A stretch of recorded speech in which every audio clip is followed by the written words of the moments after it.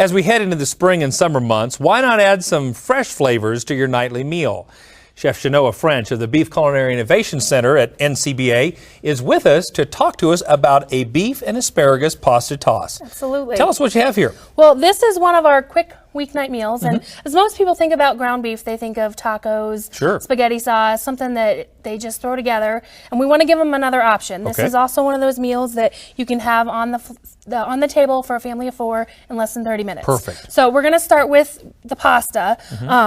You're going to boil about 6 cups of water. You need enough. We're going to use 3 cups of uncooked pasta, bow tie variety. This is a whole wheat one, and you can use whichever one you want. When we talk about boiling pasta, we want to make sure that we add enough salt to the water. Really? The trick or the tip that we were given through culinary school is make it taste like the ocean. Really? If you don't add salt to the water, it pulls the salt out of the pasta and puts it into the water because they like that equilibrium, and then you'll have a less flavorful pasta. So salt your water, boil the pasta. Yeah. So, and what we're doing with this, we kind of do a 2-for-1 step. So you'll throw your pasta in, cook for about 10 minutes, and then the last 3 to 4 minutes that your pasta would be cooking, you throw your 1-inch pieces of asparagus. Right with the pasta. Right with the pasta. So you cut them up and have everything ready. This recipe is really important to get all your things together because it goes together really quickly. So 1-inch pieces of asparagus, toss it in the last 3 to 4 minutes. You drain them all together and then just rinse them in cold water. So that way it kind of stops. We call it blanching and shocking your vegetables. We'll keep your nice green color as we go through this. Very good. So get these together and kind of put them aside. So it's looking good so far. I love asparagus. All right, then we have our ground beef, just a pound of ground beef. And go ahead and brown it on the stove. You can brown that on the stove while your pasta is boiling. Take it out of the pan, pour off the drippings. We recommend using 90% lean and above. So you won't have a lot, but go ahead and put that aside on the bowl. And now we're ready to get cooking. So hot skillet, and I like to use a larger skillet and toss everything into one stove instead of having to toss things back into the bowl. So I use a little bit larger one. If you don't have one at home, you can kind of go the other way. We're going to start with a little bit of olive oil. So about 3 tablespoons of olive oil. Go ahead and put this in there. If you don't want to use olive oil, you don't have to. Got your heat on kind of low, but what we're going to want to do is we've got some shallots, and this is about 1/4 cup of shallots, minced. If you can't find shallots, you can use onions. They're all kind of in the same family. These are just a little stronger. Very good. So go ahead and some flavor to that pasta. Toss these in there. You want to make sure your oil is a little warm before you start adding stuff in there. As you can hear, it's starting to sizzle. The vegetables will absorb less oil if it's hot. I see. So there's your shallots. The next thing we're going to add is 2 to 3 cloves of minced garlic. Love garlic. More if you like it, less if you don't. So that goes in. I'm smelling already. It smells great. And then to top that off, we're going to do just a little bit of salt and pepper. All right.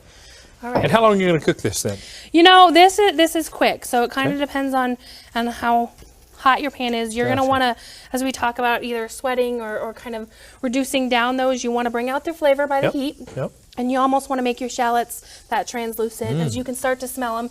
You don't want to cook them too long because otherwise you'll burn the garlic. And also olive oil has a lower smoke point than most oils, so you don't want them too hot. So that's why you kind of keep it on lower heat. It smells great, Shenoa. Yeah, you'll give them a couple stirs, let them get nice and translucent, and then as this happens, we're going to add our ground beef. We're going to add that back in. So this will go back into the pan, and it'll help you.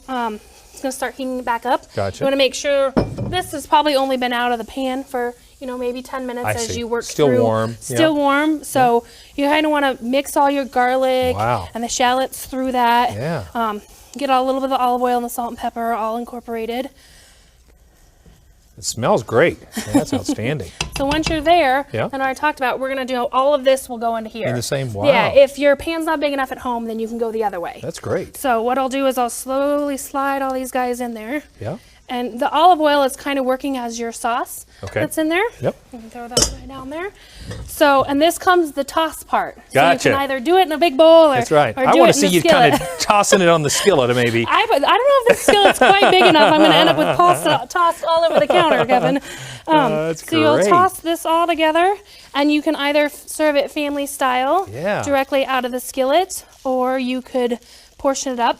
Looks great. Yeah, as you top off just a little bit of Parmesan cheese. So you'll sprinkle just right on the top. That tops off every pasta dish, Absolutely. Right? Or a lot of Parmesan cheese. And here is a single portion with a nice great. piece of bread. I've got to try this. I have to tell you that I love asparagus, and you're doing all the things right here. Yeah, and the perfect part, if you don't like bow tie pasta or you can't find it, you can use wagon wheel or some of the spiral. Just make sure that they're smaller so they'll fit on your fork easier. So we recommend not using full-on spaghetti with it. That's great, though. What a quick and easy dish, and a healthy one at that. And it reheats perfectly for lunch the next day if you need it to. Thanks for a great, unique idea. For this recipe and others featuring great tasting beef, head to our website at cattlemanandcattleman.org.